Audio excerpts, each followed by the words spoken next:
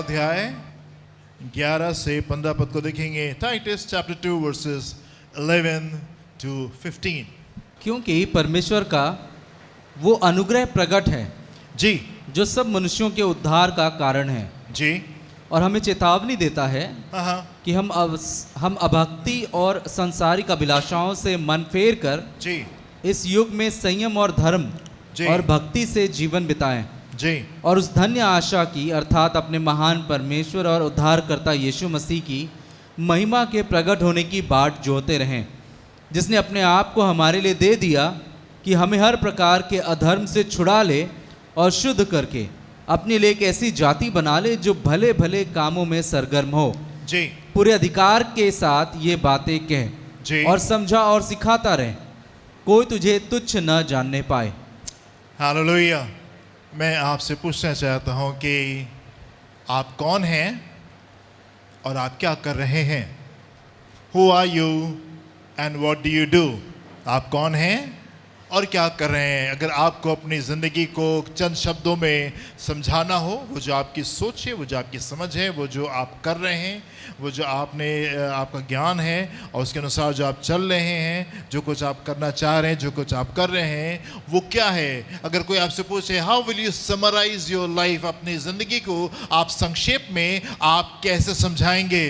वो सपना जो आपका है वो क्या है, वो दर्शन जो आपके पास में है वो क्या है, आपके जीवन का गोल क्या है, आपकी ज़िंदगी का उद्देश्य क्या है। What is your purpose for life, आपका ज़िंदगी में उद्देश्य क्या है, किस बात के लिए आप जिंदा हैं, आप कौन हैं और आप क्या कर रहे हैं या क्या करना चाहते हैं। एक बड़ा महत्वपूर्ण प्रश्न कि भाई कहना क्या चाहते हो, करना क्या चाहते हो, वो क्या है जो कहना मांग रहे हो। बड़ा कंफ्यूजन है।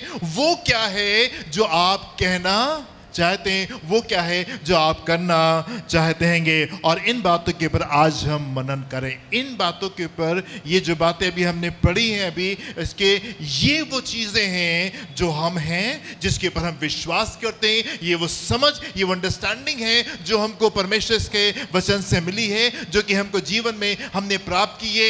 ये हम हैं और ये हम करने की हम कोशिश कर रहे हैं। हम वापस अपने टेक्स्ट में आएंगे और पढ़ेंगे क्या लिखा हुआ है 11वें पद से।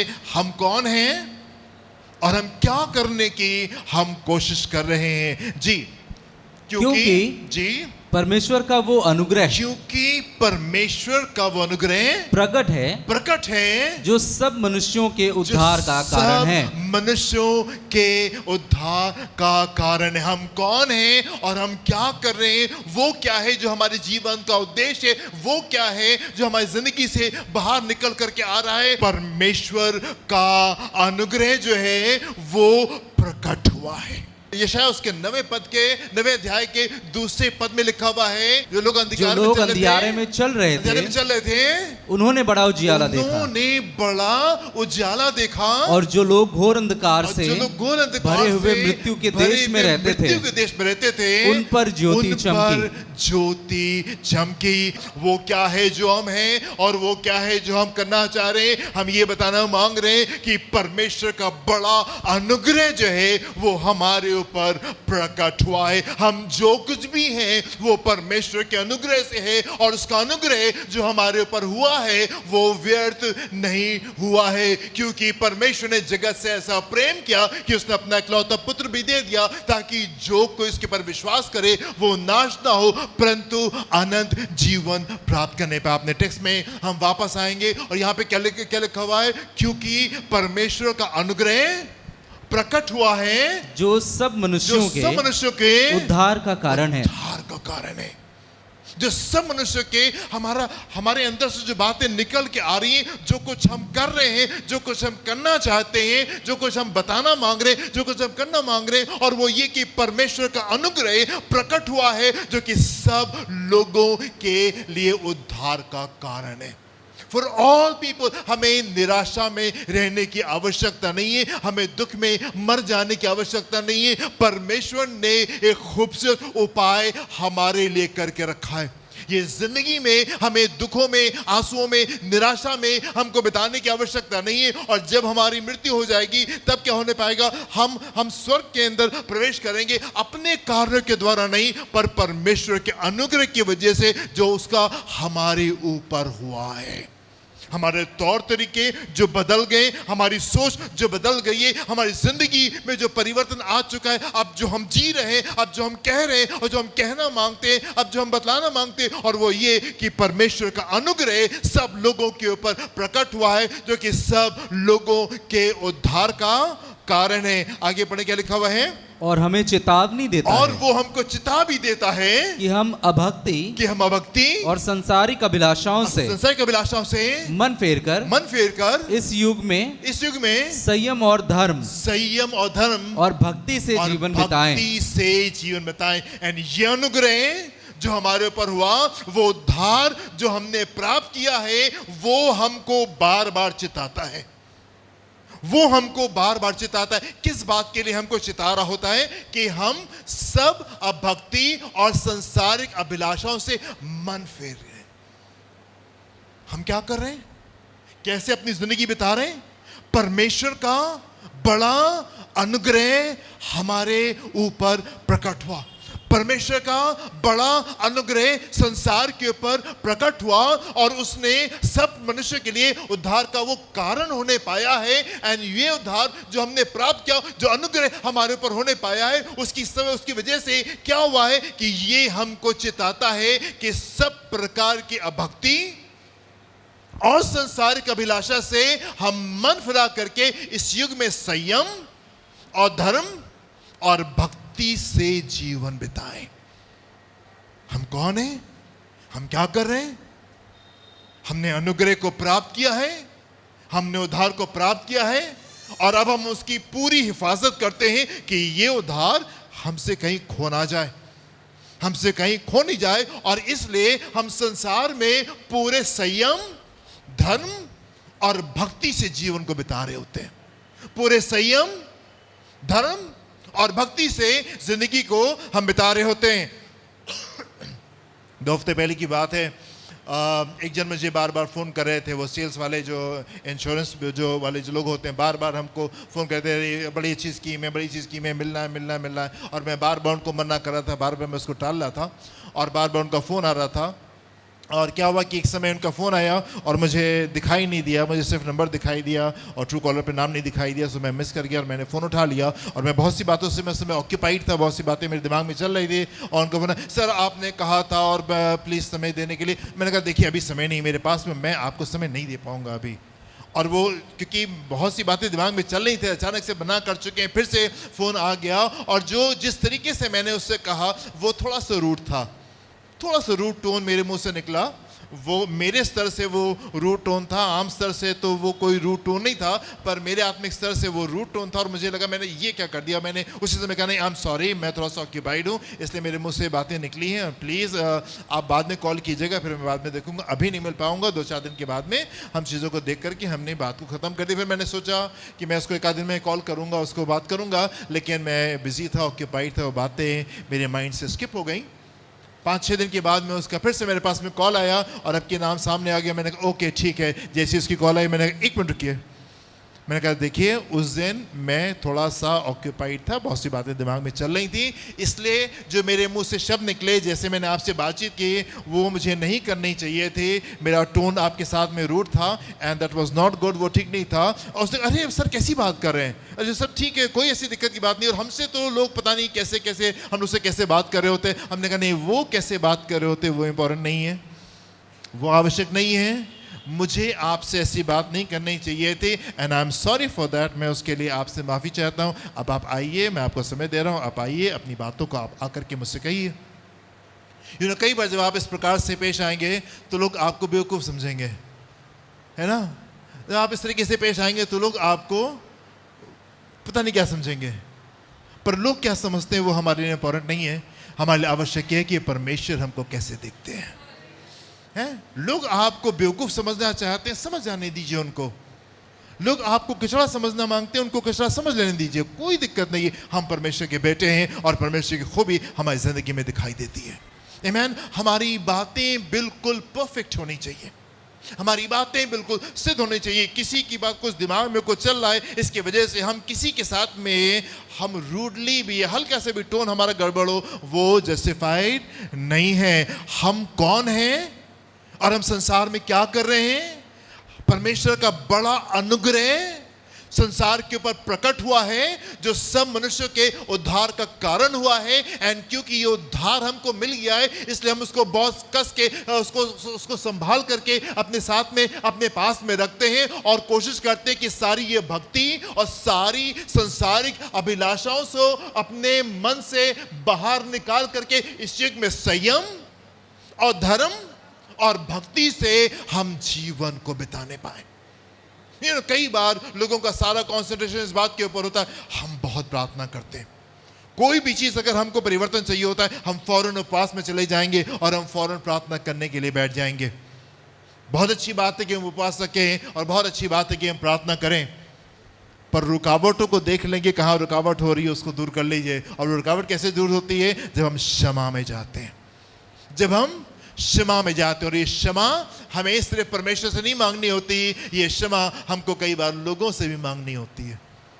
ये क्षमा कई बार हमको सिर्फ परमेश्वर से नहीं बोलनी होती, बट परमेश्वर के लोगों से भी क्षमा मांगने में शर्मिंदा नहीं होते, क्योंकि आप हमको क्या समझेंगे वो हमारे लिए जरूरी नहीं है।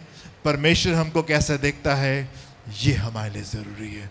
आमेन, हालेलुया। संसार में हम क्या कर रहे हैं? इस युग में संयम और धर्म और भक्ति से जीवन बिता रहे हैं। आगे क्या लिखा हुआ है? और उस धन्य आशा की अर्थात अपने महान परमेश्वर जी और उद्धारकर्ता यीशु मसीह की महिमा के प्रकट होने की बाट जोते रहे, प्रकट होने की बाट जोते रहे, जिसने अपने आप को हमारे लिए दे दिया, जिसने अपने आप को हमारे लिए दे दिया कि हमें हर प्रकार की अधर्म से छुड़ा ले और शुद्ध करके अपने लिए एक ऐसी जाति बना ले जो भले भले कामों में सरगम हो। इस ज्ञान ने हमको बदल दिया है, इस विजडम ने हमको बदल दिया। ये परमेश्वर के वचन का जो ज्ञान है, इसने हमको कंप्लीटली चेंज कर दिया है। और हम चीजों को कैसे देखते हैं? प्रभु ने मुझसे इतना प्रेम किया कि वो संसार में आ गया। वो संसार में किसके लिए आया? वो संसार में मेरे लिए आया। ये सबसे आवश्यक बात है। वो संसार में मेरे लिए आ गया, हमारे लिए उसने अपने आप को दे दिया, ताकि हमें हर प्रकार के अधर्म से वो छुड़ा ले और शुद्ध करके अपने लिए एक ऐसी जाति बनाए। हमारी जिंदगी में जो परमेश्वर काम कर रहे हैं, वो हमारे लिए नहीं कर रहे हैं, हमारे लिए तो कर रहे हैं, पर वो हमें अपने लिए एक पवित्र जाति बना रहा है। आप कौन हैं? उस संसार में क्या कर रहे हैं? क्या उद्देश्य जिंदगी का? क्या दर्शन है आपका? क्या सपने? हम वो लोग हैं जो पाप में डूबे हुए थे, हमारे लिए यीशु संसार में आ गया और हमको सारी गंदगी से उसने शुद्ध करके अपने लिए एक पवित्र जाति वो बना रहा है, जो भले भले कामों में सरगम है। प्रभु यीशु मसीह ने कहा, यदि तुम दूसरों के अपराधों को क्षमा करोगे तो हाँ, तो तुम्हारे अपराध भी, ये लोग बैलेंस बना करके चलिए, ढेर सारे अपराध जैसे कुछ होते हैं हम पहले ही क्षमा कर देते हैं। हम बैलेंस बना रहे, प्रभु हमारी गलती पे अगर होगी तो प्रभु पहले ही से क्षमा कर देंगे, तुम्हारा बैलेंस तो ऑलरेडी बहुत ढेर सारा है, चलो क्षमा हो गए। हाँ, वहाँ चेक नहीं करना पड़ता कि तुमने क्षमा किया कि नहीं क्षमा किया, इतने तुम्हारे गट्ठर हो गया, जल्दी जल्दी क्षमा करना शुरू करो ताकि तुम्हारे पाप भी क्षमा हो जाए। आप बैलेंस बना करके चलें कि जहाँ कुछ गड़बड़ी हो फौरन क्षमा हो जाए, क्योंकि हम लोगों को क्षमा करते प्रेम करते चल रहे हैं। हालेलुया। और आगे क्या लिखा हुआ है 15वें पद में? पूरे अधिकार के साथ ये बातें कहे और समझा और सिखाता रहे, कोई तुझे तुच्छ न जानने पाए। पूरे अधिकार के साथ में परमेश्वर का वचन कह रहा है, पूरे अधिकार के साथ में ये बातें कहे और समझा और सिखा। प्यार के साथ में ये सारी बातें आप लोगों से कह दीजिए, आप लोगों से बता दीजिए, लोगों को समझा दिए ताकि कोई भी आपको तुच्छ ना समझने पाए। आप कौन हैं और क्या कर रहे हैं? हम वो लोग हैं जिसको ये ज्ञान प्राप्त हो गया है। हमारी जिंदगी के तरीके बदल गए, एंड किस बात ने हमारी जिंदगी के तरीकों को बदल दिया है? परमेश्वर का बड़ा अनुग्रह प्रकट हुआ है जो सब लोगों के लिए उद्धार का कारण है। और ये हमको चिताता है कि संसार में हम हर प्रकार की भक्ति से और हर प्रकार के संसारिक अभिलाषाओं से दूर रह के संयम के साथ में, धर्म के साथ में और भक्ति के साथ में अपने जीवनों को बिताने पाए और अपने परमेश्वर के आने की हम बाट जोते रहें। और हम क्या करें? ये सारी बातें अच्छे से पूरी अथॉरिटी के साथ में लोगों को बताते रहें और लोगों को सिखाने पाए। आमीन। सारी बातें, ये हम कौन है और हम क्या करें, ये हम अगर यदि कोई आपसे पूछे संक्षेप में, यदि कोई आपसे पूछे संक्षेप में आप कौन हैं और क्या कर रहे हैं, तो ये वाली आप गवाही लोगों को बताइए। आप समझ रहे मैं क्या कह रहा हूं? यदि कोई आपसे पूछे ये परिवर्तन कैसा, ये क्या है जो आप कर रहे हैं, ये क्यों है जो आप कर रहे हैं, तो आप ये वाली बात लोगों को बता दें कि परमेश्वर का बड़ा अनुग्रह प्रकट हुआ है और वो हमारे और वो संसार के उद्धार का कारण है। एंड ये अनुग्रह और ये उद्धार हमको ये बताता है कि सारी बुराई और अभक्ति से हमको बाहर निकलना है। और ये अनुग्रह हमको ये बताता है कि उसने हमको अपने लिए, अब हमारे लिए दे दिया, उसने अपने आप को हमको दे दिया ताकि वो हमको अपने लिए एक पवित्र जाति बना करके खड़ा करे जो कि भले भले कामों में सरगम होने पाए। और ये बात हम कहते हैं, हम बताते हैं और पूरे हियाव के साथ में उनको समझाते हैं।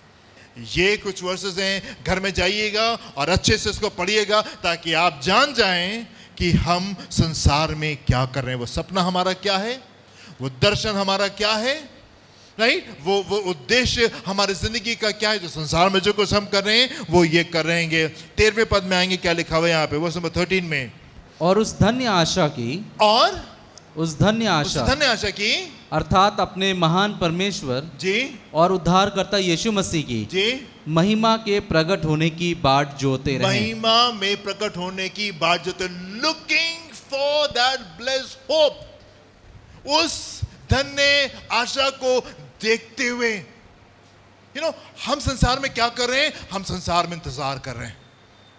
हम संसार में क्या करें? अभी हम पाप में थे, अभी उद्धार को प्राप्त करके और अभी अपने आप को पूरी कोशिश करके पवित्र करने की कोशिश कर रहे हैं। एंड पूरे समय क्या कर रहे होते हैं? बाट जो रहे हैं। पूरे समय क्या कर रहे हैं? और उस धन्य आशा के अर्थात अपने महान परमेश्वर और उद्धारकर्ता प्रभु यीशु मसीह की महिमा के प्रकट होने की बाट जो रहे। What are we doing on the earth? अभी हम यहां पे क्या करें? अभी हम इंतजार में हैं। कैसे इंतजार में? ठीक वैसे जैसे आप सूटकेस पैक करके हाथ में टिकट लिए हुए ट्रेन का इंतजार कर रहे होते हैं। अभी ट्रेन आएगी और आपको घर लेकर के जाएगी। हाँ, पूरे समय हमारा जीवन जो है इस संसार में वो इंतजार में जीवन है। ऑल द टाइम हम जो कुछ भी कर रहे हैं, जैसा भी हम कर रहे हैं, हम क्या कर रहे हैं? वो हम इंतजार में हैं। परमेश्वर के आने का हम इंतजार कर रहे हैं। वेटिंग बिजनेस में all that we are doing, the sum total of all that we are doing, जो कुछ भी हम संसार में कर रहे हैं वो क्या कर रहे हैं? हम यहां पे इंतजार कर रहे हैं। आमीन। 10 कुंवारियां क्या कर रही थी? रास्ता देख रही थी। और कैसे देख रही थी? कुप्पियों के साथ में। और कुप्पियां कैसी थी? जल रही थी। और कुप्पियां नहीं थी उनके पास में, सिर्फ उनके पास में कुछ और भी था। हाँ हाँ, सिर्फ तेल नहीं था, कुछ और लिखा हुआ वहां पे, एक्स्ट्रा तेल था। हाँ, उनके पास में वो कुप्पियां थी और कुप्पियां जल रही थी और कुप्पियों में तेल तो था, पर एक्स्ट्रा तेल के साथ में वो क्या कर रही थी? दे वर वेटिंग, वो इंतजार कर रही थी। आप संसार में क्या कर रहे हैं? वेट कर रहे हैं। किस बात का वेट कर रहे हैं? हमारे महान, हमारे उद्धारकर्ता प्रभु यीशु मसीह की महिमा में प्रकट होने की हम बाट जो रहे हैं। संसार में क्या कर रहे हैं? बड़े बंगले को बना रहे हैं, बड़े घर को बना रहे हैं, बड़ा एक करें ना। अभी हम संसार में क्या करें? हमारा पूरा उद्देश्य संसार में क्या है? We are waiting for that day, हम इंतजार में हैं। ठीक वैसे ही जैसे सूटकेस पैक करके हाथ में टिकट लिए हुए आप बार बार झांक करके देख रहे होते हैं, आई ट्रेन कि नहीं आई, आई कि नहीं आई। ठीक वैसे ही हमारा पूरा जीवन इसी प्रकार से बीत रहा होता है कि हम इंतजार में हैं, while we wait। आज जो मेरा संदेश का टॉपिक है वो यही है, while we wait, जबकि हम इंतजार कर रहे हैं अपने प्रभु यीशु मसीह की महिमा में प्रकट होने का। ना उसका ये मतलब नहीं है कि अगर हम इंतजार में हैं तो हम और कुछ नहीं करते। इसका ये मतलब नहीं कि हमने अपनी संसारिक तमाम जिम्मेदारियों से अपने मुंह को फेर लिया है और अभी हम सिर्फ बस रात दिन बैठ के उपवास प्रार्थना में लगे और हम सिर्फ दुआ करें। नहीं, ऐसा नहीं है। आप देखिए परमेश्वर का वचन हमसे क्या कहता है। पहला तिमोथियस उसका 5वां अध्याय उसके 8वें पद में देखिए क्या लिखा है। 1 Timothy chapter 5 verse 8। पर यदि कोई अपनों की और निज करके, कोई अपनों की और निज करके अपने घराने की चिंता ना करे तो वो विश्वास से मुकर गया है और अविश्वासी से भी बुरा बन गया है। ये परमेश्वर का वचन इसलिए पढ़ना जरूरी होता है, परमेश्वर का वचन इसलिए पढ़ना जरूरी होता है क्योंकि हम आपसे इस भाषा में बात नहीं कर पाते, है ना। क्योंकि हम आपसे इस प्रकार से बात नहीं कर पाते, राइट। हमको तो ढेर सारा शहद मिला करके उसको तब देना पड़ रहा होता है। परमेश्वर का वचन यहाँ कह रहा है, पर यदि कोई अपनों की और निज करके, अपनों की लिखा है कि अपने की लिखा है? अपनों की। हाँ, यदि कोई अपनी चिंता ना करे, ऐसे लिखा ना, क्या लिखा हुआ है? हाँ, यदि कोई अपनों की, और फिर क्या लिखा हुआ है? और निज करके, यानी कि घराने से बड़ा है अपना। घराना तो परिवार है, एक मैं हूं, एक मेरा परिवार है, फिर मेरा घराना है और फिर मेरे अपने। आप समझ रहे हैं परमेश्वर का वचन क्या कह रहा है आपसे? जब आप इंतजार में हैं तो क्या करना है हमको? जब आप वेट करें परमेश्वर की महिमा में आने का, ये एक्स्ट्रा तेल कहां से आता है? हाँ, ये एक्स्ट्रा तेल पंसारी की दुकान में नहीं मिलेगा आपको। ये एक्स्ट्रा तेल कहां से मिलेगा? ये एक्स्ट्रा तेल यहां से मिलता है जब हम अपने परिवार की, अपने घराने की और अपनों की, पर यदि कोई अपनों की और निज करके अपने घराने की चिंता ना करे तो वो विश्वास से मुकर गया और अविश्वासी। प्रभु आपका धन्यवाद इस खूबसूरत वचन के लिए। ये हमसे वो बातें कह देता है जो हमसे कोई और नहीं कह पाता। यदि कोई जन चिंता नहीं करता है अपने परिवार की, अपने घराने की और अपनों की। हमने पिछले दिनों क्या मनन किया था? अगर आप परमेश्वर से प्रेम करेंगे तो किस से प्रेम करेंगे आप? जो जन परमेश्वर से प्रेम करता है वो अपने पति से प्रेम करेगा, वो अपनी पत्नी से प्रेम करेगा, वो अपने बच्चों से प्रेम करेगा, वो अपने माँ बाप से प्रेम करेगा, वो अपने कलीसिया से प्रेम करेगा, वो अपने अगुओं से प्रेम करेगा, वो अपने परमेश्वर से प्रेम करेगा, वो अपने दोस्तों से प्रेम करेगा, वो अपने दुश्मनों से प्रेम करेगा, वो अपने शहर से प्रेम करेगा, वो अपने देश से प्रेम करेगा, वो संसार से प्रेम करेगा। जो जन चिंता नहीं करता, इसका मतलब ये नहीं कि हम प्रभु की बाट जो रहे तो अभी भैया बाकी सब काम हमने बंद कर रखे, अभी हम रात दिन बस उपवास प्रार्थना में प्रभु आएंगे और हमको अपने साथ में ले जाएंगे। नहीं, जो कैसर का वो हम कैसर को देते हैं और जो परमेश्वर का परमेश्वर को देते हैं। संसारिक जिम्मेदारियां आपको बराबर पूरी करनी है।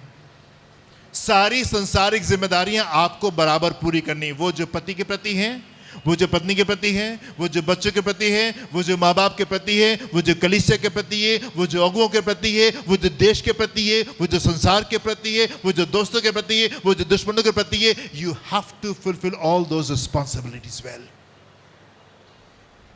While we wait, जब हम इंतजार कर रहे हैं प्रभु के प्रकट होने का, उसके महिमा में प्रकट होने का। दूसरा थिस्सलुनीकियों 3 अध्याय 7 से 12 पद क्या लिखा है यहाँ पे? क्योंकि तुम आप जानते हो कि किस रीति से हमारी सी चाल चलनी चाहिए जी, क्योंकि हम तुम्हारे बीच में अनुचित चाल ना चले, क्योंकि हम तुम्हारे बीच में अनुचित चाल नहीं चले। परमेश्वर का लोग, संसार के लोग आपके सिर्फ भक्ति की बातों को नहीं देखना मांगते, वो आपके चाल को भी देख रहे होते हैं। सिर्फ आपकी दुआ प्रार्थना नहीं देख रहे होते, वो आपके चरित्र को भी देख रहे होते हैं कि भाई जब आप पुलपिट से नीचे उतरते हैं तो बाकी का जीवन कैसा होता है, जब आप दुआ प्रार्थना में नहीं होते उसके बाद में आपका जीवन कैसा होता है। क्योंकि तुम आप जानते हो कि हम किस रीति से हमारी चाल चलनी चाहिए जी, क्योंकि हम तुम्हारे बीच में अनुचित चाल ना चले और किसी की रोटी मुफ्त में ना खाई और किसी की रोटी मुफ्त में ना खाई, मुफ्त में नहीं खाई। एक बात बड़ी मजेदार है और वो ये कि जब कभी कोई हम लोगों को घर पे इनवाइट करता है कि भाई आपको आना है प्रभु का और आपको हमारे साथ में खाना खाना है, तो वी मेक श्योर कि रोटी खाने से पहले हम आपको प्रभु का वचन जरूर सिखा दें। हम इस बात में बराबरी से निकल के आते नहीं, प्रभु हम इस घर में जा रहे हैं और ऐसा ना हो कि हम आप इधर उधर की बात करके आए और आपके वचन मिस करने जाएं। इसीलिए कई बार जब आपके पास में आते हैं तो आपसे पूछते हैं क्या सीखा, ताकि हम उस मौके को देखें कि हम आपको परमेश्वर के बारे में कुछ सिखा सके। और किसी की रोटी सेत मेत में ना खाई, पर परिश्रम और कष्ट से रात दिन काम धंधा करते थे कि तुम में से किसी पर भार ना हो, ये नहीं कि हमें अधिकार नहीं, हमको अधिकार नहीं, पर इसलिए कि अपने आप को तुम्हारे लिए आदर्श ठहराएं जी, कि तुम हमारी सी चाल चलो, क्योंकि जब हम तुम्हारे यहाँ थे जी, तब भी आज्ञा तुम्हें देते थे कि यदि कोई काम करना न चाहे तो खाने भी ना पाए। करना ना चाहे, अब हम तो बाहर जो रहे, प्रभु आएंगे क्या करना काम करके, हम तो बस सुबह से ले शाम तक के हम उपवास प्रार्थना करें, प्रभु आएंगे हमको लेके चले जाएंगे। नहीं, जबकि आप बाहर जो रहे हैं तो अपने हाथ पैर छोड़ करके हम बैठ नहीं जाएंगे, नहीं प्रभु आएंगे हमको ले जाएंगे। हम संसारिक जिम्मेदारियों को पूरी तरीके से कर रहे होते हैं। पहला यूहन्ना उसका 2 अध्याय 15 से 17 पद में क्या लिखा हुआ है? 1 जॉन चैप्टर 2 15 to 17। तुम ना तो संसार से और ना संसार में की वस्तुओं से प्रेम रखो। अब जब हम काम में लग जाते हैं तो हम काम में लग के प्रभु को नहीं भूल जाते। हाँ, अभी काम नहीं था और दुआ की कि प्रभु ने काम दे दिया, अब काम मिल गया तो हम प्रभु को ही भूल गए। ऐसा नहीं होता। प्रभु का बहुत धन्यवाद किया, आपका काम बहुत बढ़िया चल रहा है, आपकी नौकरी बहुत बढ़िया चल रही है, and that keeps you very busy, और आपको बहुत बिजी रखता है। पर यह मत भूलिए कि बिजी होना कहां से आया, ये परमेश्वर के अनुग्रह से आया है। परमेश्वर के अनुग्रह से आया कि आपकी चीजें खूबसूरत चल रही है। अभी हमारी जिंदगी बहुत बिजी हो गई, सो परमेश्वर के लिए भी अभी समय नहीं है। हाँ, क्या लिखा हुआ है? तुम ना तो संसार से ना संसार की वस्तुओं से प्रेम रखो। यदि कोई संसार से प्रेम रखता है तो उसमें पिता का प्रेम नहीं है, पिता का प्रेम नहीं रह जाता। अगर आप संसारिक बातों से, कौन सी बात आपकी जिंदगी से परमेश्वर की बातों को बाहर निकाल देती है? कौन सी बात आपकी जिंदगी से परमेश्वर की शिक्षाओं को बाहर निकाल दे रही? संसार की बातों का प्रेम, संसारिक चीजों का प्रेम जो है वो आपको बाहर निकाले दे रहा है, आपकी जिंदगी से परमेश्वर की बातों को बाहर निकाले दे रहा है। हाँ, कई बार हम दूसरों को देख रहे हैं, वो इतना कमा रहे हैं, उनका बिजनेस ऐसे चल रहा है, उनकी चीजें वैसे चल रही हैं, हमारे पास में कमी है। अब पूरे समय आप यही सोचते होते और क्या कर ले, और क्या कर ले, और क्या कर ले।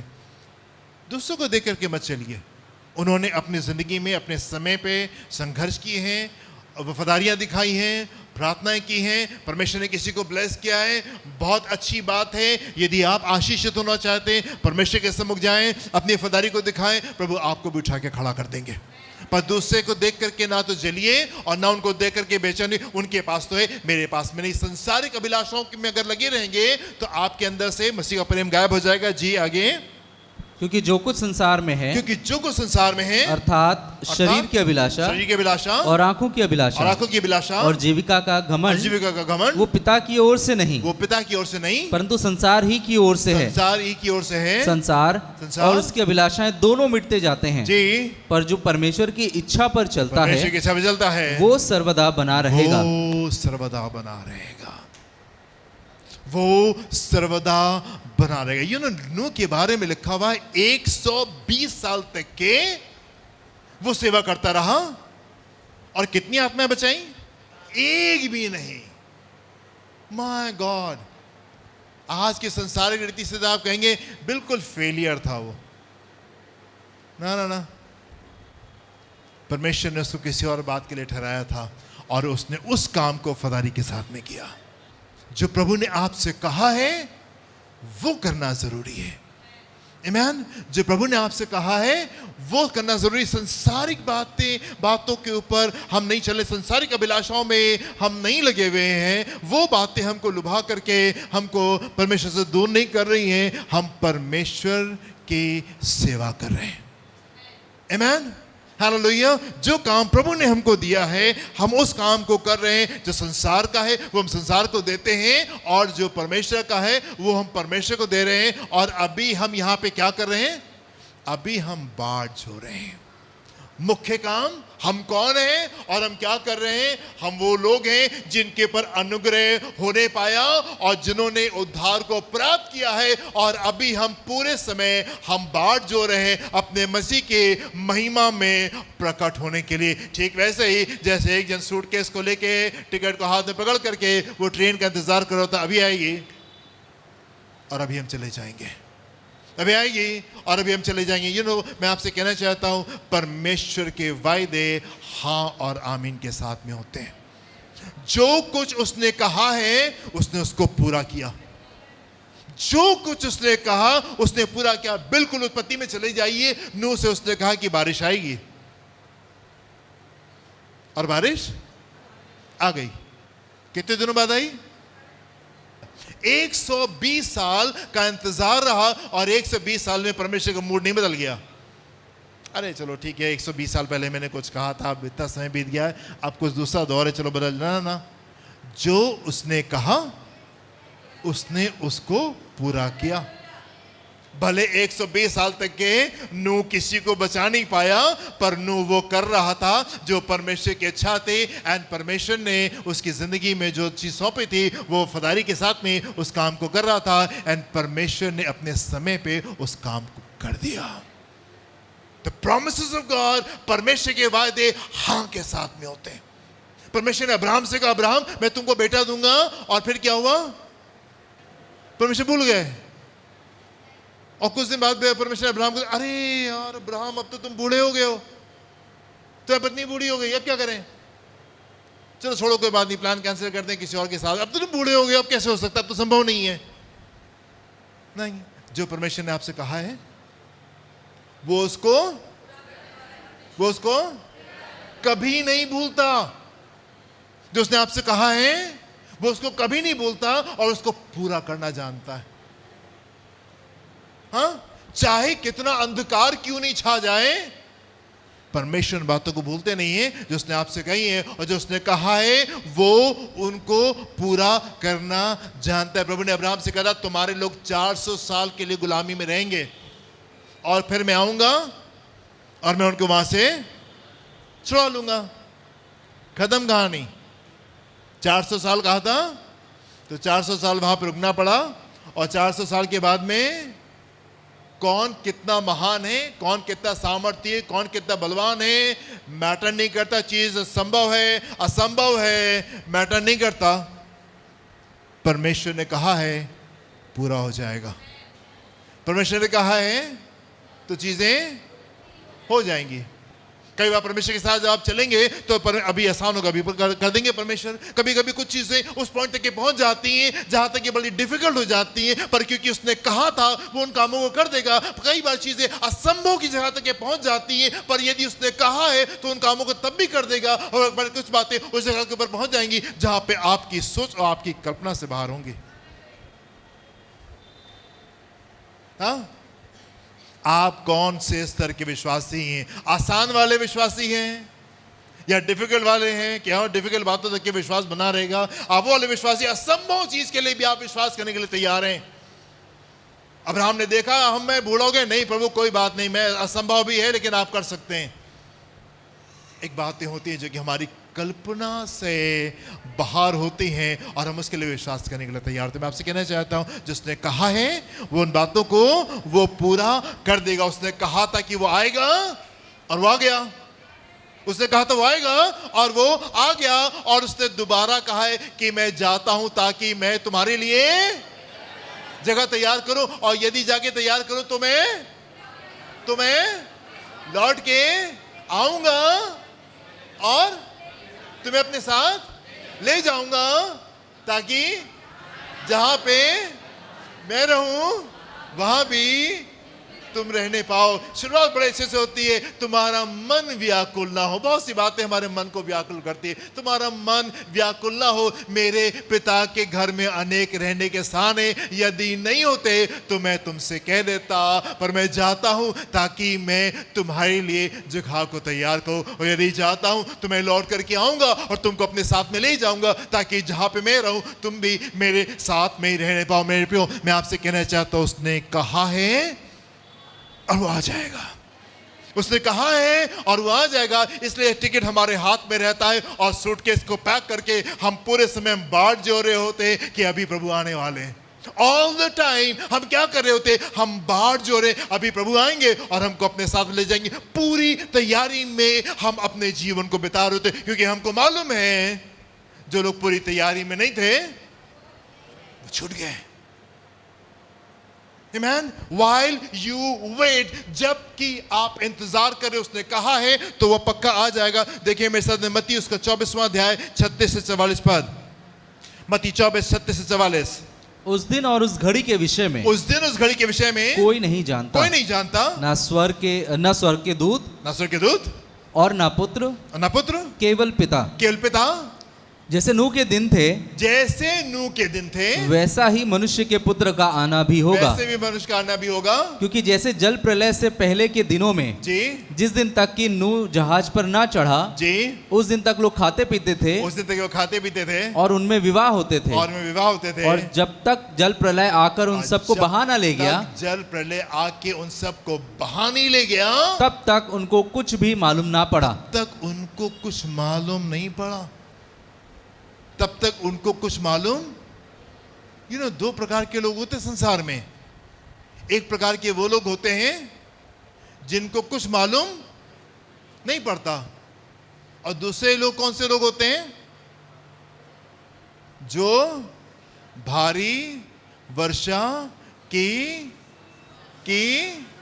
सनसनाहट सुन रहे होते हैं। Amen?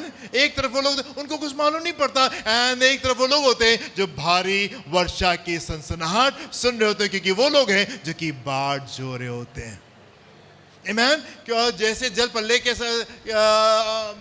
आकर उन सबों को बहा नहीं ले गया, तब तक उनमें से किसी को मालूम नहीं पड़ा, वैसे मनुष्य के पुत्र का आना भी होगा आगे। उस समय दो जन खेत में होंगे, एक ले लिया जाएगा, और दूसरा छोड़ दिया जाएगा। दो स्त्रियां चक्की पीसती रहेंगी जी, एक ले ली जाएगी और दूसरी छोड़ दी जाएगी। इसलिए जागते रहो। इसलिए इंतजार में रहो और जागते रहो, क्योंकि तुम नहीं जानते कि तुम्हारा प्रभु किस दिन आएगा। परंतु ये जान लो कि यदि घर का स्वामी जानता होता कि चोर किस पहर आएगा, तो जागता रहता और अपने घर में सेंध लगने ना देता। इसलिए तुम भी तैयार रहो, क्योंकि जिस घड़ी के विषय में तुम सोचते भी नहीं हो, उसी घड़ी मनुष्य का पुत्र आ जाएगा। परमेश्वर के वायदे हाँ और आमीन के साथ में होते हैं। उसने कहा है कि दोबारा आएगा, तो वो दोबारा आएगा। और कैसे आएगा? चुपके से आएगा, चोर के समान आएगा। जिस घड़ी आप सोच भी नहीं रहे होंगे, उस समय प्रभु आएगा। और जरूरत किस बात की है? इसलिए तुम तैयार रहो। As you wait, जबकि आप उसके आने की बाट जो रहे हो, तो क्या करना है? तैयार रहना है। हाँ, इसलिए जब आप उसके आने की बाट जो रहे हैं, तो पूरी तैयारी के साथ में रहना, ताकि जब वो आए आप उसके साथ में जा सके। As you wait, आज का शीर्षक है As you wait, जबकि आप इंतजार में। प्रभु का आना किसी भी समय हो जाएगा। ये देखिए मेरे साथ, पहला कुरिन्थियों का 15वां अध्याय 51 से 54 पद। 1 Corinthians 15, 51 to 54। देखो मैं तुमसे भेद की बात कहता हूँ, मैं तुमसे भेद की बात कहता हूँ, हम सब नहीं सोएंगे, हम सब नहीं सोएंगे, परंतु सब बदल जाएंगे, सब बदल जाएंगे, और ये क्षण भर में, हम सब नहीं सोएंगे परंतु सब बदल जाएंगे। नहीं सोएंगे कि क्या मतलब है? रात वाली नींद की बात नहीं हो रही। सोने का मतलब क्या है? मरना। हमारी भाषा में जिसको मरना कहते हैं, परमेश्वर का वचन उसको सोना कह रहा होता है।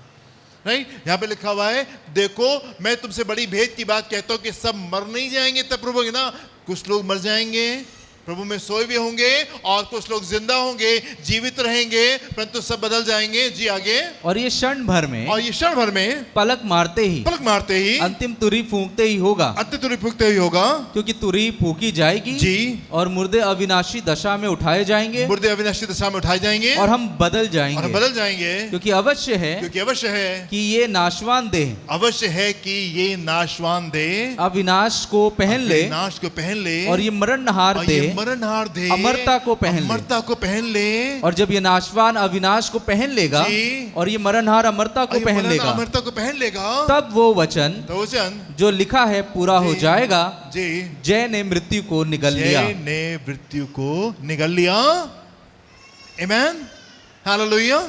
जय ने मृत्यु को निगल लिया। ये परमेश्वर का अनुग्रह प्रकट हुआ है, जो हमारे उद्धार का कारण हुआ है, और वो संसार में आ गया ताकि वो अपने लिए एक पवित्र जाति को तैयार करे। जरूरी है कि ये देह बदल जाए। ये जो नाशवान है ये अमरता को पहनने पाए। सब लोग सोएंगे नहीं, अचानक से प्रभु एक दिन आएंगे और हमको बादलों पे उठा लेंगे। दो लोग चक्करे पीस रहे होंगे, उनमें से एक उठा लिया जाएगा, एक रह जाएगा। दो लोग खेत में काम करेंगे, एक उठा लिया जाएगा, एक रह जाएगा। एज यू वेट, जबकि आप इंतजार में हैं, पूरी तैयारी के साथ में आप रहे। एक और पद को देखिए, पहला थिस्सलुनीकियों 4 अध्याय 15 से 17 पद क्या लिखा हुआ है यहाँ पे? 1 Thessalonians 4:15-17। सावधान, कोई किसी से बुराई के बदले बुराई ना करे, पर सदा भलाई करने पर तत्पर रहे जी। आपस में और सबसे भी भलाई ही की चेष्टा करो। As you wait, जबकि आप इंतजार में हैं घर जाने के लिए, जबकि आप इंतजार में हैं कि दो लोग में से एक जन उठाया जाए, वो आप ही हो, कहीं आप छूट नहीं जाए क्योंकि बड़ा गंभीर होगा। राइट, जबकि आप वेट कर रहे हैं कि आप उठाए जाएं, तो ये इंतजार आपका कैसा होना चाहिए? सावधान, कोई किसी से बुराई के बदले बुराई ना करे, किसी से बुराई के बदले बुराई ना करे। पहला थिस्सलुनीकियों उसका 4 अध्याय 15 पद से जी। पर सदा भलाई करने पर तत्पर रहो, आपस में और सबसे भी भलाई ही की चेष्टा करो, सदा आनंदित रहो, निरंतर प्रार्थना में लगे रहो जी, निरंतर प्रार्थना में लगे रहो। जब एज यू वेट, प्रभु किसी समय भी आ जाएंगे और वो आपको अपने साथ में वो लेकर के वो चले जाएंगे। पर जब आप इंतजार में हैं, तब क्या करना है? अपने आप को शुद्ध और पवित्र रखना है। अपने आप को शुद्ध और पवित्र रखना है। ग्लिम्स ऑफ हेवन, स्वर्ग का दर्शन। कहां लेकर के जा रहे हैं प्रभु आपको? हाँ, कहां लेके जा रहे हैं? स्वर्ग लेके जा रहे हैं, जहां पे वो रहता है, वहां पे हम उसके साथ में रहने पाए। और आपको मालूम स्वर्ग कैसा है? बहुत कुछ तो परमेश्वर के वचन में बताया नहीं गया स्वर्ग के बारे में। कुछ छोटा सा एक छोटी सी ग्लिम्स, एक छोटा सा नजरिया जो है वो परमेश्वर के वचन में स्वर्ग के बारे में लिखा हुआ है। ध्यान देंगे उसके ऊपर आज। प्रभु का वचन क्या कहता है? प्रकाशित वाक्य उसका 1 अध्याय 7 पद से देखिए 18 पद तक के। यहाँ पे यूहन्ना जो यीशु मसीह का चेला था, जिससे यीशु मसीह बहुत प्यार करते थे, अपने 12 चेले में सबसे ज्यादा प्यार प्रभु यीशु मसीह यूहन्ना से करते थे। और यूहन्ना अभी यीशु मसीह का महिमा वाला रूप देख रहा है। अभी हम जो सेक्शन पढ़ने जा रहे हैं वो हिस्सा किस बात का है? वो हिस्सा इस बात का है कि यूहन्ना को यीशु मसीह का महिमा वाला रूप मिलता है। 3.5 साल के साथ में तो यूहन्ना यीशु के साथ में इस तरह के सदा कि यीशु मसीह एक मनुष्य रूप धारण करके थे और मनुष्य के रूप में वो उसके साथ में रहे। अभी यूहन्ना को यीशु क्या महिमा वाला दर्शन मिल रहा है। और आप देखिए यहाँ पे क्या लिखा हुआ है। अब पढ़ेंगे 7वें पद से लेके पढ़ेंगे क्या लिखा हुआ है। 7वें पद से लेके 18वें पद तक है जी। देखो देखो वो बादलों के साथ आने वाला है। वो बादलों के साथ, as you wait, तैयारी में है, वो बादलों के साथ में वो आएगा और हमें अपने यहाँ साथ ले जाएगा, ताकि जहां पे वो रहे हम उसके साथ में रहने पाए। हम कैसे जाएंगे? जब आप पूरी पूरी बाट जोते रहेंगे और इंतजार में रहेंगे कि प्रभु आ रहा है। देखो वो बादलों के साथ में आने वाला है और हर एक आंख उसे देखेगी। हर एक आंख उसको देखेगी। वरन जिन्होंने उसे बेधा था, वरन जिन्होंने उसको छेदा था, वे भी उसे देखेंगे। और पृथ्वी के सारे कुल जी उसके कारण छाती पीटेंगे। जी हाँ आमीन। हाँ आमीन। प्रभु परमेश्वर जो है और जो था और जो आने वाला है, जो सर्वशक्तिमान है जी, ये कहता है मैं ही अल्फा और ओमेगा हूँ जी। मैं यूहन्ना जी, जो तुम्हारा भाई और यीशु के क्लेश और राज्य, मैं यूहन्ना जो तुम्हारा भाई और यीशु के क्लेश और राज्य और धीरज में जी तुम्हारा सहभागी हूँ। परमेश्वर के वचन और यीशु की गवाही के कारण जी पतमुस नामक टापू में था जी। मैं प्रभु के दिन आत्मा में आ गया जी और अपने पीछे तुरही का सा बड़ा शब्द ये कहते सुना। दिन आत्मा में आ गया और अपने पीछे तुरही का सा शब्द आत्मा में सुना। जो कुछ तू देखता है जी उसे पुस्तक में लिखकर जी सातों कलीसियाओं के पास भेज दे जी, अर्थात इफसूस और स्मुरना और पिरगमुन और थुआतीरा और सरदीस और फिलदिल्फिया और लौदीकिया को जी। तब मैंने उसे जो मुझसे बोल रहा था जी देखने के लिए अपना मुंह फेरा। जो मुझसे बोल रहा था उसको देखने के लिए मैंने अपना, यीशु मसीह से बात कर रहे हैं और अभी इसने मुंह को मोड़ा प्रभु यीशु मसीह की ओर देखने के लिए। और पीछे घूमकर मैंने जी सोने की 7 दीवटें देखी और उन दीवटों के बीच में मनुष्य के पुत्र जी सदृश एक पुरुष को देखा जी, जो पांव तक वस्त्र पहने और छाती पर सोने का पटुका बांधे था। उसके सिर और बाल श्वेत ऊन वरन पाले के समान उज्जवल थे। ऊन वरन पाले के समान उज्जवल थे। और उसकी आंखें आग की ज्वाला के समान थी। उसकी आंखें आग के ज्वाला के समान थी। उसके पांव उत्तम पीतल के समान थे, जो मानो भट्ठी में तपाया गया हो जी। और उसका शब्द बहुत जल के शब्द के समान था। वो अपने दाहिने हाथ में जी 7 तारे लिए हुए था और उसके मुख से तेज 2 धारी तलवार निकलती थी जी। उसका मुंह ऐसा प्रज्वलित था जैसा सूर्य कड़ी धूप के समय चमकता है। कड़ी धूप के समान चमकता है। जब मैंने उसको देखा तो उसके पैरों पर मुर्दा सा गिर पड़ा जी। उसके पैरों पर मैं मुर्दा सा गिर पड़ा। उसने मुझ पर अपना दाहिना हाथ रखकर कहा, मत डर, मैं प्रथम और अंतिम और जीविता हूँ।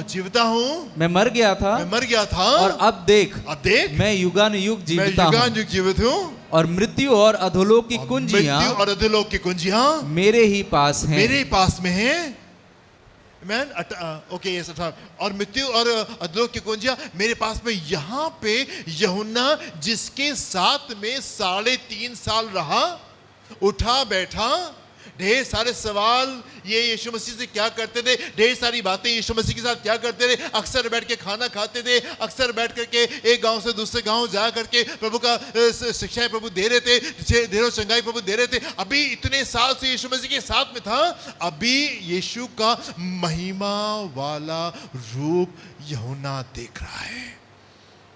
और अभी वो महिमा वाला रूप जिसमें उसकी आंखें जो हैं वो बिल्कुल आग के समान है। उसके मुंह से जो शब्द निकल रहा है वो ढेर सारे जल के समान है। उसके मुंह से तलवार सी, 2धारी तलवार सी वो निकल रही है। जो बाल हैं वो ऊन की नहीं, बिल्कुल श्वेत है। बिल्कुल एक महिमा वाला स्वरूप देख रहा है। और उसको देख करके यहाँ लिखा हुआ है, यूहन्ना मुंह के बल मृतक के समान गिर गया।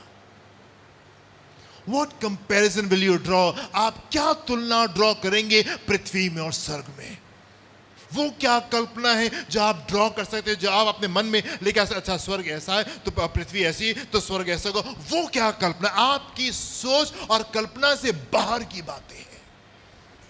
आपकी सोच और कल्पना से बाहर की बातें हैं, जहां आप एक दिन प्रभु आएंगे और आपको अपने साथ में ले जाएंगे, ताकि जहां पे वो है वहां पे आप उसके साथ में रहने पाए। एंड ये वाला रूप एक दिन आप उसको अपनी आंखों से देखेंगे। और वैसे में लिखा हुआ है, हर एक आंख उसको देखेगी और हर घुटना टिकेगा जे, और हर जीभ अंगीकार करेगी कि यीशु प्रभु है। जिन्होंने छेदा था वो भी देखेंगे और छाती पीट करके वो सिजदा करने पाएंगे। क्या कंपैरिजन है जो आप ड्रॉ करेंगे मेरे प्रियो? हम कौन है और हम क्या कर रहे हैं? परमेश्वर का अनुग्रह प्रकट हुआ है। ये सिर्फ प्रभु के अनुग्रह के द्वारा है। अपना सब कुछ भी हम बेच दें और 100 बार भी बेच दें तो भी हम इन चीजों को प्राप्त नहीं कर सकते। दाऊद कहता है, यदि मेरे पास 1000 जुबानें भी होती, एक जीभ नहीं है, अगर 1000 जीभ भी होती तो भी प्रभु मैं आपकी महिमा नहीं कर पाता, जितने महान आप परमेश्वर हैं। ये प्रभु का बड़ा अनुग्रह आपके ऊपर हुआ है। जो सबसे बड़ा काम आपके जीवन में हुआ है, और वो ये कि आपकी मुलाकात यीशु से हो गई है। वो रोटी नहीं जो आप खा रहे हैं, वो और बातें नहीं है जो आपके पास में। सबसे बड़ा काम जो प्रभु ने आपके जीवन में किया है, और वो ये कि आपकी मुलाकात परमेश्वर से हो गई है। ये अनुग्रह जो मनुष्य के ऊपर प्रकट हुआ है, ये हमारे उद्धार का कारण है। और ये हमको चिताता है कि हम सारी अभक्ति और सारे अधर्म से, सांसारिक अभिलाषाओं से अपने मन को फिरा करके पूरी भक्ति, पूरे धर्म और पूरे संयम के साथ में अपने जीवन को बिताने पर, एज वी वेट, जबकि हम इंतजार में कि प्रभु आएंगे और हमको अपने साथ में ले जाएंगे, तो हमें क्या करना है? पूरी संयम, पूरी भक्ति, पूरे धर्म के साथ में हमको उसकी बाट जोनी है। Hallelujah, hallelujah. पूरी भक्ति के साथ में उसकी बाट जोनी। क्या कंपैरिजन आप उसके साथ में ड्रॉ करेंगे? वैसे में लिखा हुआ है कि स्वर्ग में सोने की सड़कें हैं। स्वर्ग में सोने की सड़कें हैं। अपना सारा सोना अगर आप भट्टी में लगा भी देंगे तो 1 बाई 1 की आप टाइल बना करके नहीं खड़ी कर पाएंगे। हाँ, अपने घर में जो फ्लोर पे टाइल लगाते हैं, वो 1 बाई 1 की टाइल भी अपने सारा सोना गला करके एक टाइल बना लीजिए तो वो भी नहीं आ जाएगी। जो चीज संसार में सबसे महंगी है, वो चीज संसार में, वो चीज स्वर्ग में, हाँ, क्या है? सबसे सस्ती है। वो चीज जो संसार में सबसे महंगी है, वो स्वर्ग में सबसे सस्ती। क्या कंपैरिजन आप ड्रॉ करेंगे यहां में और वहां में? परमेश्वर का बड़ा अनुग्रह मेरे प्रियो हमारे ऊपर प्रकट हुआ है, जो कि हमारे उद्धार का कारण हुआ है। हालेलुया, जो हमारे उद्धार का कारण हुआ है। पहला यूहन्ना उसका 3 अध्याय 30 पद में क्या लिखा हुआ है? 1 John chapter 3 verse 3। और जो कोई उस ये आशा रखता है, जो कोई ये आशा रखता है, वो अपने आप को वैसा ही पवित्र करता है। वो अपने आप को वैसा ही पवित्र करता है, वैसा ही पवित्र। जो अपने ये आशा रखता है, जिसके मन में ये आशा है कि एक दिन प्रभु आएंगे और हमको अपने साथ में ले जाएंगे, वो क्या करता है? अपने आप को पवित्र करता है। अगर ये वाली आशा आपकी जिंदगी में रहेगी तो हमको आपसे कभी ये नहीं कहना पड़ेगा, भाई आपको ये करना चाहिए, बहन आपको ये करना चाहिए, और फिर आपको कभी किसी से सॉरी बोलना नहीं पड़ेगा, क्योंकि आप वो कर रहे हो जो कि आपको करना चाहिए। अगर ये वाली आशा हमारी जिंदगी में है, ये वाली उम्मीद आपको है कि एक दिन प्रभु आएंगे और हमको अपने साथ में ले जाएंगे, ताकि जहां पे वो है वहां पे हम रहने पाए। हर वो जन जिसके पास में आशा है, वो क्या करता है? अपने आप को पवित्र करता है, अपने आप को वैसे ही पवित्र, जैसा वो पवित्र है, जैसा वो पवित्र है। आमीन। हम लोग जिन बातों पे मनन करते आए, वो क्या है? 2 कुरिन्थियों उसका 7वां अध्याय उसके पहले पद में क्या लिखा हुआ है? अतः हे प्रियो, जबकि ये प्रतिज्ञाएं हमें मिली हैं, तो आओ हम अपने आप को शरीर और आत्मा की सब मलिनता से शुद्ध करें। और परमेश्वर का भय रखते हुए पवित्रता को सिद्ध करें। को हम सिद्ध करने पाए। फिलिपियंस उसका 3 अध्याय 18 से 21 पद को देखिए क्या लिखा हुआ है। जिनके पास में ये आशा है वो अपने आप को पवित्र रखते हैं। मतलब नहीं कि लोग हमको क्या समझेंगे, फर्क नहीं पड़ता कि लोग हमको क्या कहेंगे, पर हम वो कहेंगे जो परमेश्वर को भाता है। हम वो करेंगे जो परमेश्वर को भाता है। पूरी तरीके से अपने आप को पवित्र रखेंगे, क्योंकि हम यहाँ पे छूट नहीं जाना मांगते।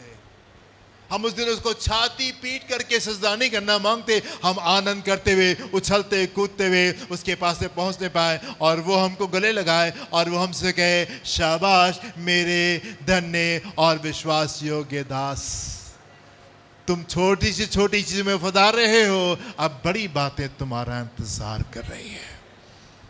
हालेलुया। Philippians chapter 3 18 to 21।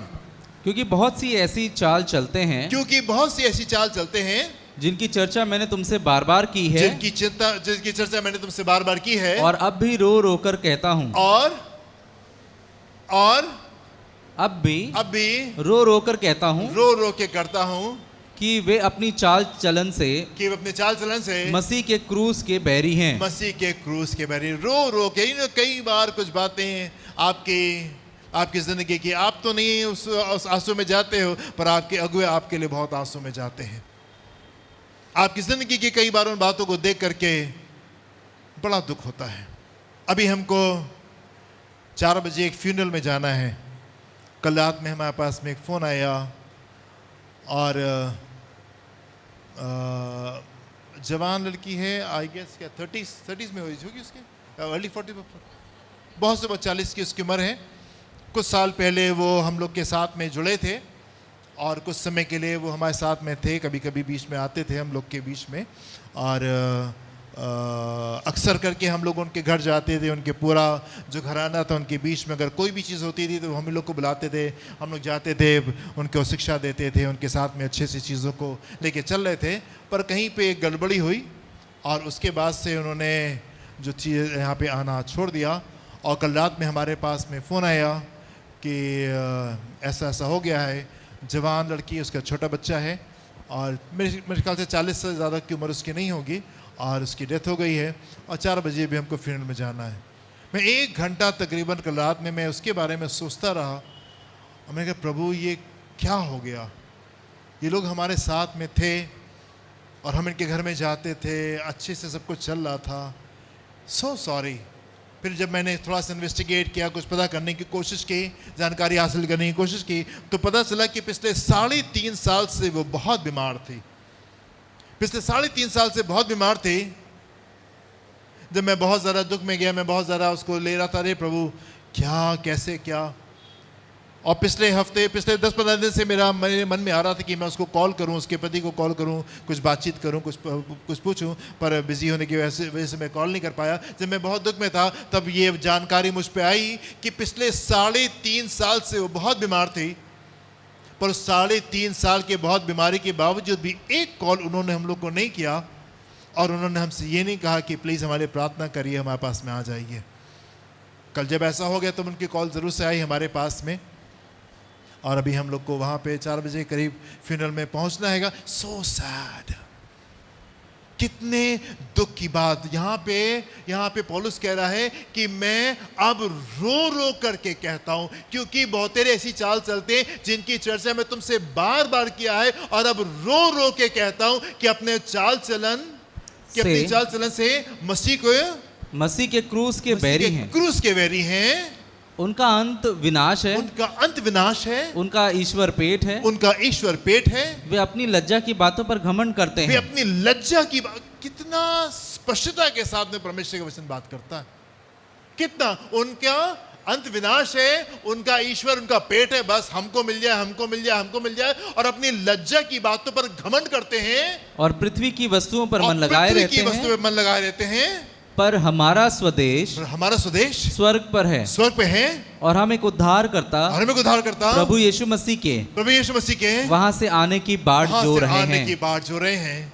वो अपनी शक्ति के उस प्रभाव के अनुसार जिसके द्वारा वो सब वस्तुओं को अपने वश में कर सकता है, हमारी दीनहीन देह का रूप बदलकर अपनी महिमा की देह के अनुकूल बना देगा। I don't understand this. अपनी महिमा की देह के अनुकूल। अभी तो महिमा की देह हमने देखी, यूहन्ना ने देखा था कि यीशु की महिमा की देह कैसी थी, और यहाँ पे पौलुस कह रहा है कि वो हमारी दीनहीन देह का रूप बदलकर अपनी महिमा की देह के रूप के अनुकूल बना दे। Man, what promise of God! कितना बड़ा ये वायदा है जो प्रभु आपसे कर रहे हैं। जब स्वर्ग लेके जाएंगे तो वहां पे क्या करना पड़ेगा आपको? क्यों जा रहे हैं? ताकि वो आपको गले से लगाए और वो आपको बहुत प्यार करे और वो आपको वस्त्र दे और वो आपको जूती दे और वो आपको अंगूठी देगा जो कि अधिकार की अंगूठी होगी, अपना बेटा बनाएगा। और यहां पे लिखा हुआ है वो हमारी दीनहीन देह का रूप बदलकर अपनी महिमा की देह के अनुकूल बना देगा। माय गॉड, मैं नहीं समझा सकता आपको ये बात। आई एम सॉरी, मैं इस बातों को नहीं समझा सकता आपको। ये मेरी सोच और कल्पना से और मनुष्य की सोच और कल्पना से बाहर की बातें हैं। जबकि हम उसकी बाट को जो रहे हैं, बहुत से लोगों ने क्या कर रखा है? विनाश की तैयारी करके रखी है। उनका ईश्वर उनका पेट है, राइट? और वो संसार की बातों के ऊपर मन लगाए रहते हैं। हमारी आशा तो उधर लगी हुई है। हमारा स्वदेश ये संसार नहीं है, हम यहाँ के लोग नहीं है, हम यहाँ पे अपना राज बनाने की कोशिश नहीं कर रहे हैं। हमारा राज तो स्वर्ग का है। हम प्रभु के साथ में हमेशा हमेशा हमेशा हमेशा और हमेशा रहेंगे। हालेलुया। जिस बुलाहट में परमेश्वर ने आपको बुलाया है, हमेशा हमेशा हमेशा हमेशा। आप कौन हैं और संसार में क्या कर रहे हैं? परमेश्वर का बड़ा अनुग्रह प्रकट हुआ है जो सब मनुष्य के उद्धार का कारण हुआ है। एंड ये उद्धार हमको चिताता है कि सब प्रकार की अभक्ति और अधर्म से अपने आप को दूर करके पूरी भक्ति, पूरे संयम, पूरे पवित्रता के साथ में हम उसकी बाट जोते रहें, ताकि जब वो आए तो वो हमको तेल के साथ में पाए और वो हमको अपने साथ में लेकर के चला जाए। और ये बातें हम पूरे अधिकार के साथ में कहते हैं, सुनाते हैं और समझाते रहें, ताकि कोई हमको तुच्छ ना समझने पाए। आमीन। हम यहाँ पे परमेश्वर के लोग हैं। मत्ती 25 का 5 और 6 पद को बड़ी क्या लिखा हुआ है?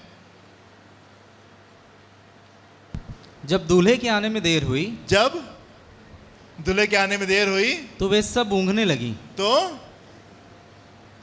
जब दूल्हे के आने में देरी हुई तो वे सब ऊँघने लगी और सो गईं। आधी रात को धूम मची। देखो दूल्हा आ रहा है, उससे भेंट करने के लिए चलो। राइट? सो जब लेट हो रहा है तो आप ये मत सोचिए अरे प्रभु भूल गए। प्रभु नहीं भूले हैं, और अपने वचन के अनुसार ही वो आएंगे। जब आपको लगेगा कि अरे अभी तो नहीं आएंगे, वो तभी आ जाएंगे। पूरी तैयारी के साथ में हमको रहना है। और अगले संडे की इबादत के लिए एक विशेष अनाउंसमेंट है, और वो ये कि यदि प्रभु नहीं आए तो हम लोग अगले संडे यहाँ पे मुलाकात करेंगे, और यदि आ गए तो हम लोग उससे पहले स्वर्ग में मुलाकात करेंगे।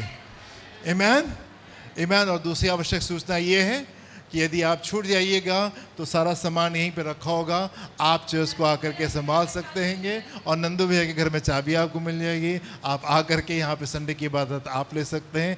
प्रभु आपको आशीष दे। ये मजाक की बात नहीं है, सीरियसली कह रहा हूँ। छूट जाइएगा तो वचन पे और कस के पकड़ लीजिएगा और शिक्षाओं को दीजिएगा। जो बातें बताई गई हैं वो यूट्यूब के ऊपर है, सुन लीजिएगा, ताकि 3.5 साल का समय आपको मिलेगा कि आप वापस आ सकते हैं, और उसके बाद में वो भी नहीं मिलेगा। सो यदि प्रभु ने आने में देरी की तो अगले सप्ताह हम लोग यहाँ पे मुलाकात करेंगे, पर अगर जल्दी आ गए तो हम लोग स्वर्ग में मुलाकात करेंगे। Hallelujah, hallelujah. इस बीच हम वापस अपने टेक्स्ट में आएंगे और हम ख़त्म करेंगे इस चीज़ को। ये जो रोश शान होता है, ये नए मौसम की शुरुआत भी होती है। ये विश्वास किया जाता है यहूदियों के द्वारा कि इसी दिन प्रभु यीशु मसीह ने आदम और हवा को बनाया था। इसी दिन वो पृथ्वी का बर्थडे भी सेलिब्रेट करते हैं, आदम हवा का जन्मदिन भी वो सेलिब्रेट करते हैं, और इसी से नया आत्मिक जो सीज़न भी जो है, वो मौसम भी यहाँ से शुरू होता है। तो अभी हम नए मौसम में भी हम प्रवेश करने जा रहे हैं। पर नए मौसम में जब हम प्रवेश करेंगे तो उसकी शिक्षा अगर हम लोग यहाँ पे रहे तो आपको अगले संडे हम ज़रूर से देंगे नए मौसम के लिए। पर यदि नहीं रहे तो प्रभु का धन्यवाद, हम लोग स्वर में आनंद करेंगे। हालेलुया। यस, तो हम जल्दी से कदम करेंगे, वापस अपने टेक्स्ट में आएंगे और उसको खत्म कर देंगे। दूसरा तिमोथियस उसका 11वां उसका तिमोथियस टाइटस उसका दूसरा अध्याय उसके 11 से 15 पद को देखेंगे। तीतुस उसका दूसरा अध्याय 11 से 15 पद।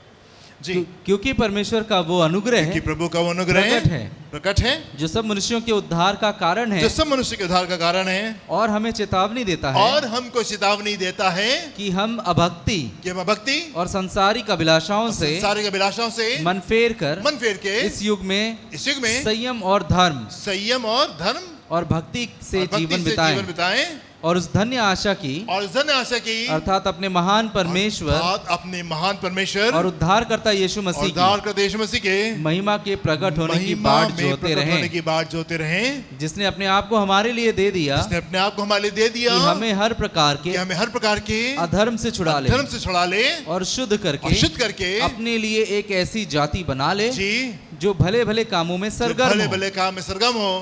पूरे अधिकार के साथ ये बातें कहे और समझा और सिखाता रहे, कोई तुझे तुच्छ न जानने नहीं जानने पाए। प्रभु आपको आशीष। अपनी आंखों को बंद करेंगे।